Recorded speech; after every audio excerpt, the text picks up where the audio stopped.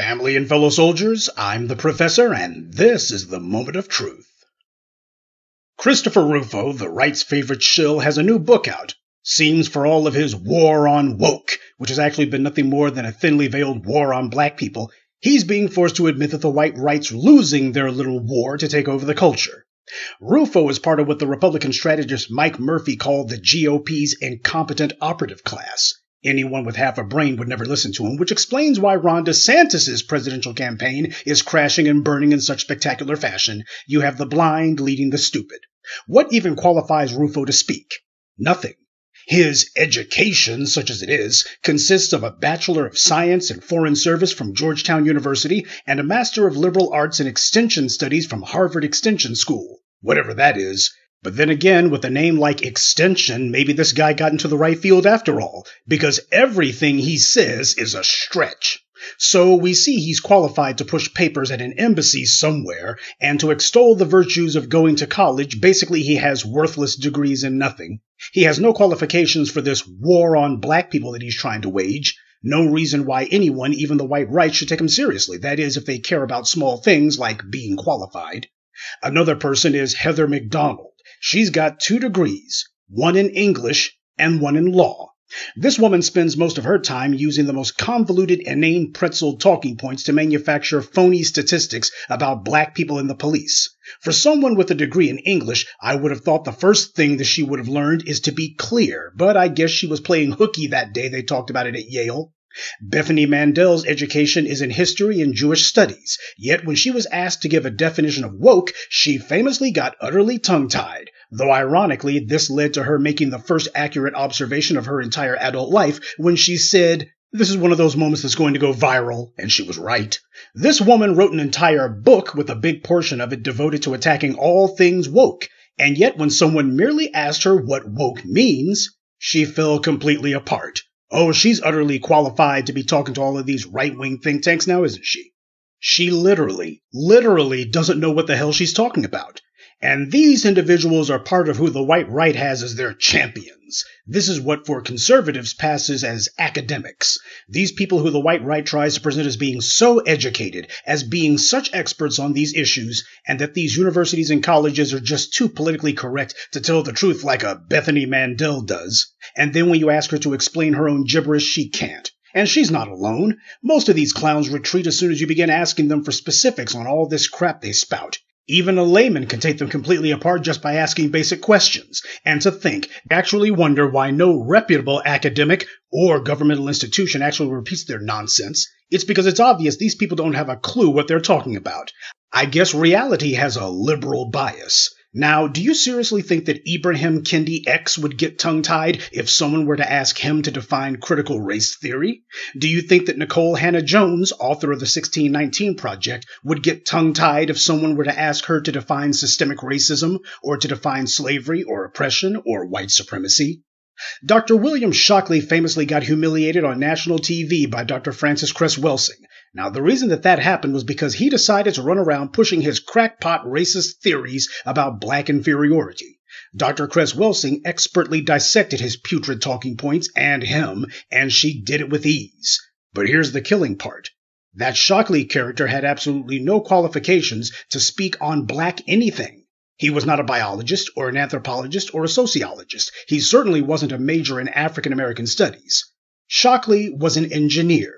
About the only thing he was known for was having helped to invent the transistor. He had absolutely no qualifications to be talking at all. If I wanted to get my radio repaired, then I would listen to him. But anything else, he's out of his league. And yet, he not only ran his ignorant mouth, but he was given money and prominence by a number of wealthy white interests to do so.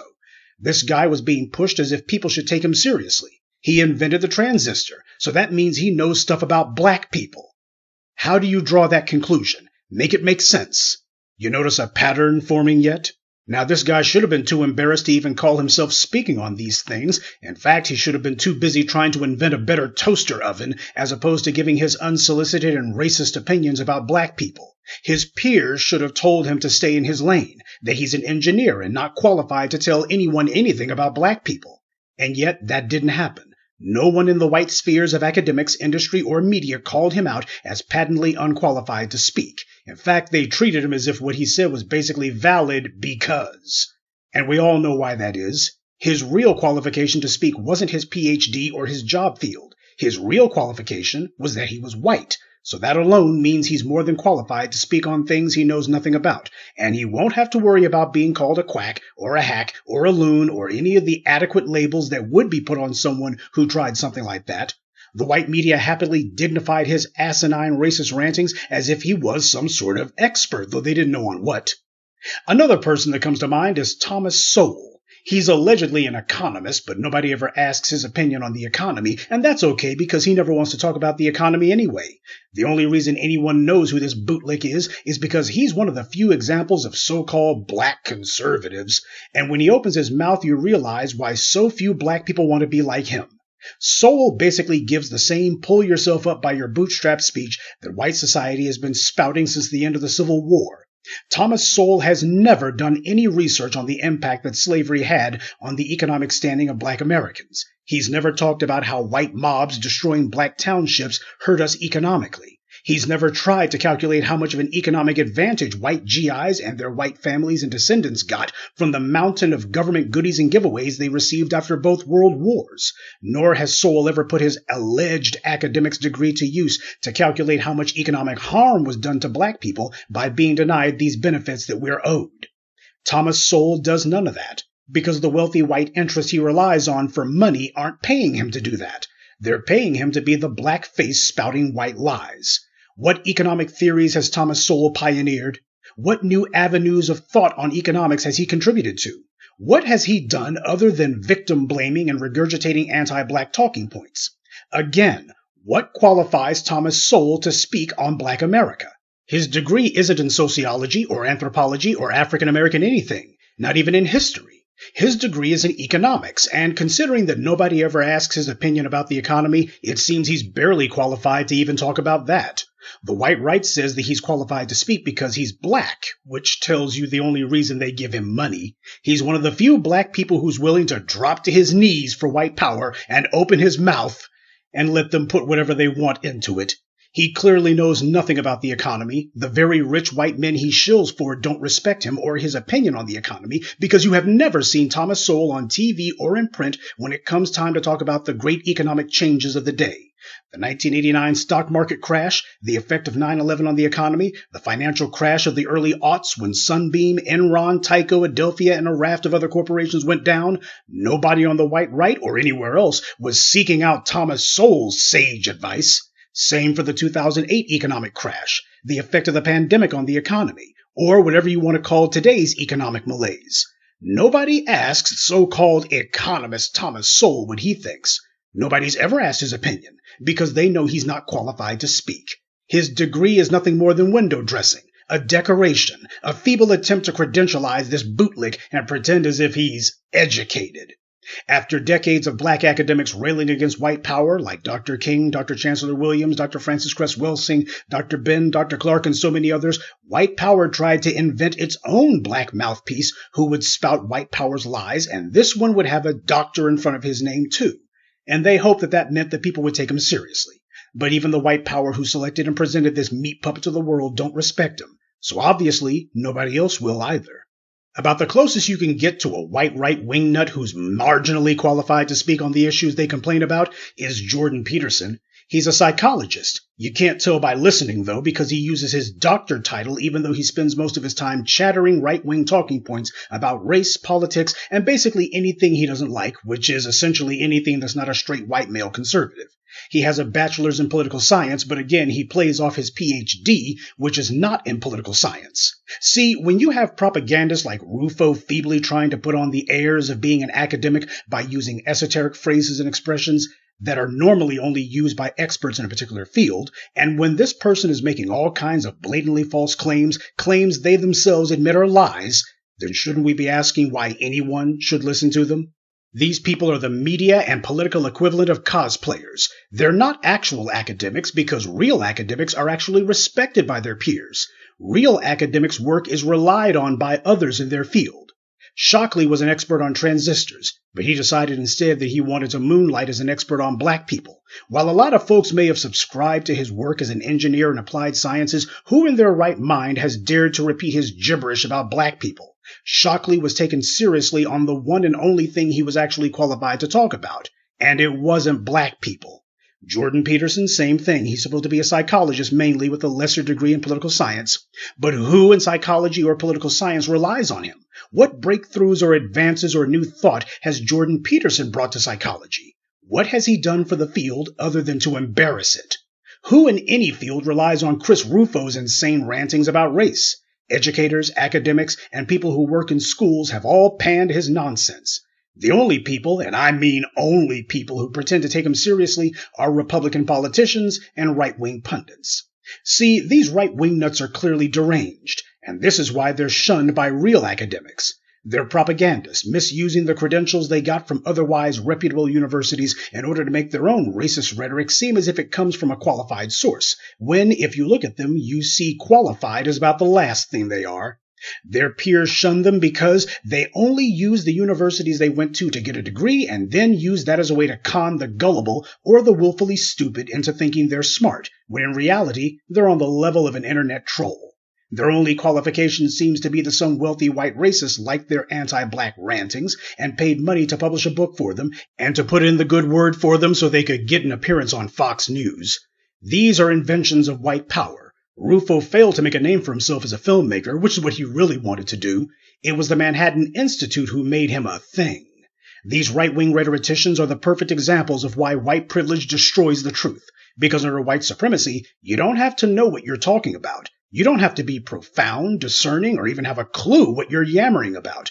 Because under white supremacy, there's no penalty for telling lies or for doing damage to your field. The same way that we see in the criminal justice system that those classified as white are far less likely to be arrested by the police or even questioned. Prosecutors are less likely to bring charges against them, and if they do, they'll drop them almost immediately. Judges are less likely to hand down a harsh sentence, and far more likely to give probation, no matter what the law says.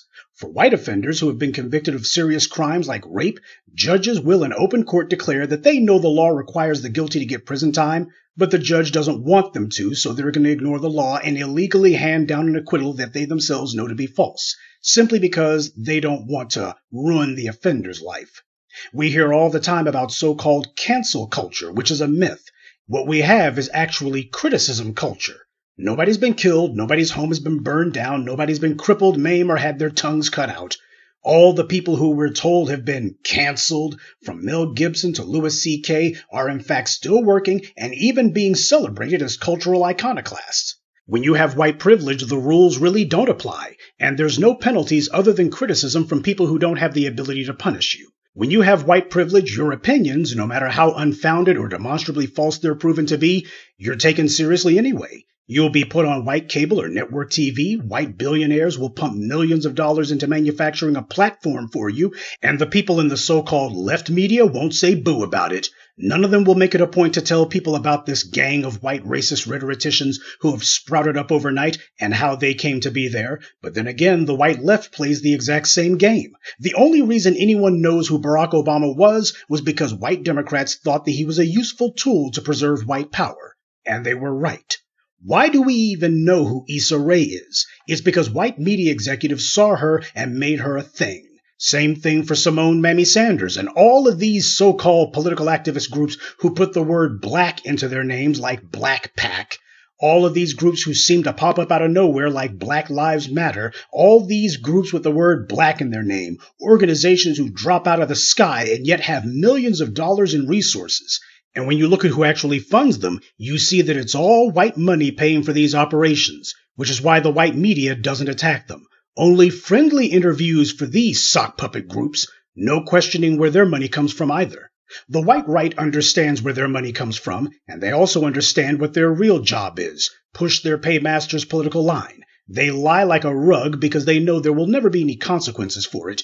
Ban the history books because black people began reminding people of what was in those books, and then replace those history books with right-wing funded propaganda cartoons trying to see if they can get away with telling lies about Frederick Douglass and Dr. King.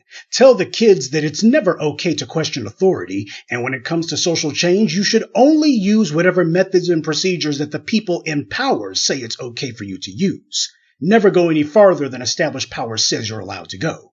But don't mention that the founders of the U.S. began their experiment in white hegemony with a flash mob. Yes, you heard me right.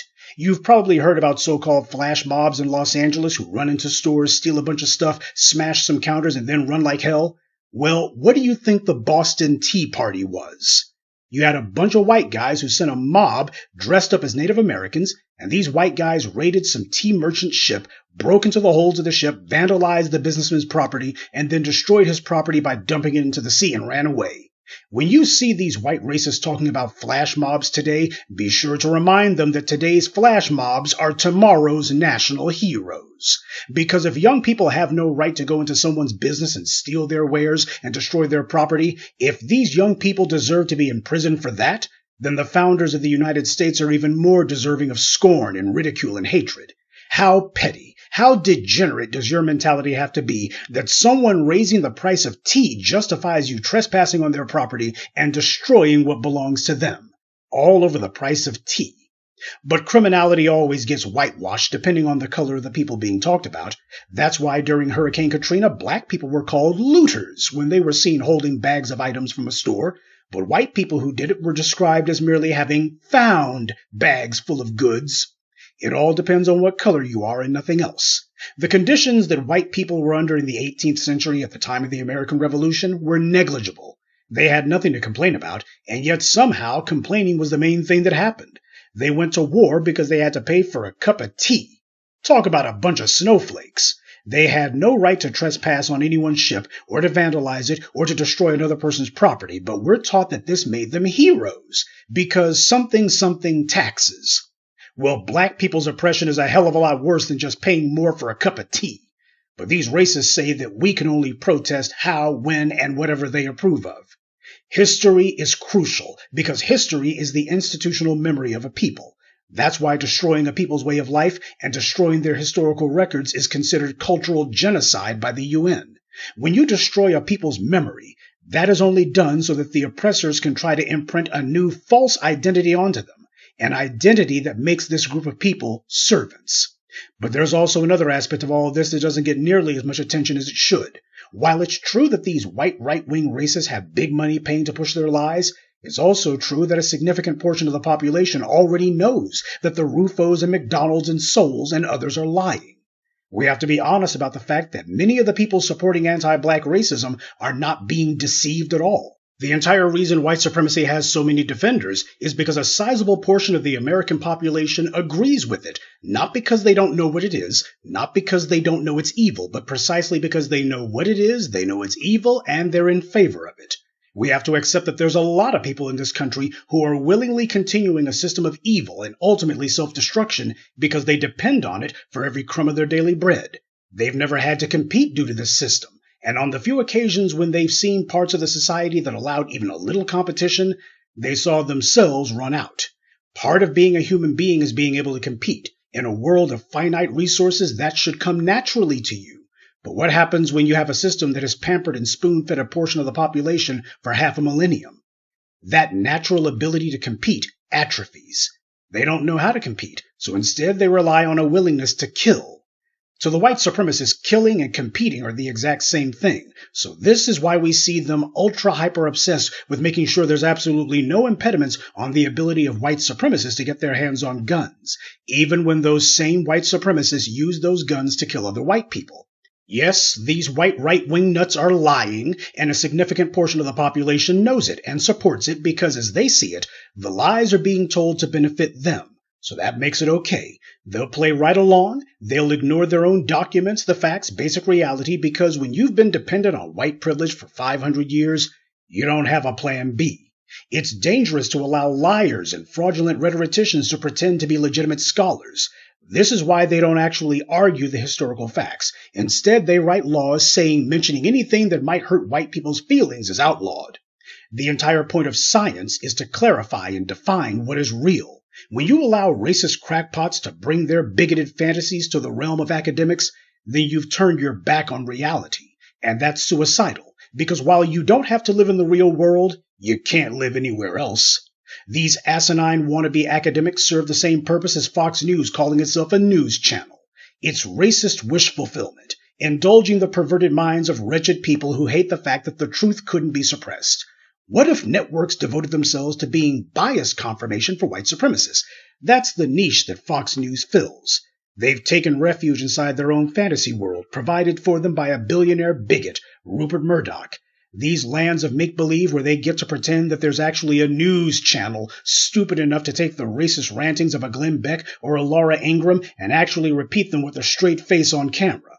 They get to see someone put on a suit and tie, have a chyron at the bottom of the screen, and use terms like breaking news and correspondent and back to you, John. Racists can look at Fox News and tell themselves, this is just like those news networks that I don't like, you know, the real ones. But as Tucker Carlson found out the hard way, there's consequences for repeating white right-wing talking points. You only get to do it until someone decides to force you to substantiate it. Fox agreed to pay $750 million just to get the Dominion lawsuit to go away. You don't do that if you think you're innocent. It wouldn't have cost Fox $700+ million to pay their lawyers to fight them. They paid it because they were told that if this went to a jury, they would lose. Their lawyers and advisors told them that they were sunk, and that a jury would look at Fox's profits and hit them just like they did Alex Jones, upwards of $1 billion. So Fox, staring down the barrel of potentially billions in damages that they would be forced to pay, instead begged to be allowed to get off with $700+ million instead. And then they fired Tucker Carlson immediately afterwards. And for once, the bubble that all these white right-wing nuts have hidden in, where they could tell themselves whatever they wanted to believe, had been burst. Their favorite racist was banished from the airwaves and not even allowed to say goodbye before he was thrown out with the trash. That was an L for those right-wing racists, and they couldn't pretend that it was anything else. You see, it matters who you listen to. It matters who you decide to give your attention to. It matters whose talking points and ideas that you decide to repeat or decide to spread. Now, you can decide to listen and follow fools simply because what they say tickles your ears and pleases you. But reality always has the last word, and if you're on the wrong side of reality, you won't be in reality for very much longer. That's what repeating the white right's talking points gets you. So far, the Christopher Rufos and Heather McDonalds and others have been extraordinarily lucky that their play acting at being academics hasn't resulted in real consequences. But, like Fox News, the longer they play this game, the more likely it becomes that someone will eventually decide it was past time that these enemies of education learned a serious lesson. Good day, and be one. I'd like to take a moment to mention some of our contributors: Shrampstein, James Porter, Ronald Waits, Steve Muse, and Rebellious Zoe. Salute to them, and thank you to everyone for listening, liking, and sharing this message. Black empowerment only exists because of you.